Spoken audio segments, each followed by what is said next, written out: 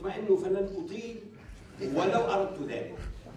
أولا لأني لم أكن مبرمجا لأن أتحدث، ثم ثانيا لأني من الذين كان يعطل حديثهم وجود رئيس واحد مدة 20 سنة منعني من أن أتحدث، فكيف يمكنني أن أتحدث أمام 5 رؤساء؟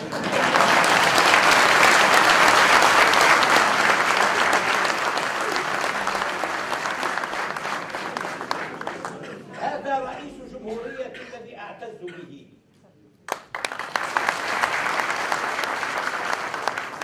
وعندما أراه أذكر عناءه وتعبه وأدرك أنه لم يصل إلى هذا الموقع ليتمتع، بل ليواصل نضاله في سبيل شعب التحم به. وأنا أمام رئيس مجلس أعتز بأن يكون قد انتخب من أبناء شعبه ليخدمهم ويقف إلى جانبهم، وأنا أمام رئيس حكومة مرتقب سيكون له صولات وجولات وأتعاب وأقلاق.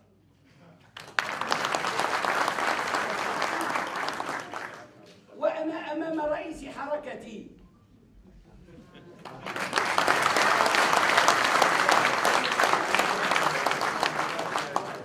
الذي لا زال إلى الآن يرأسني.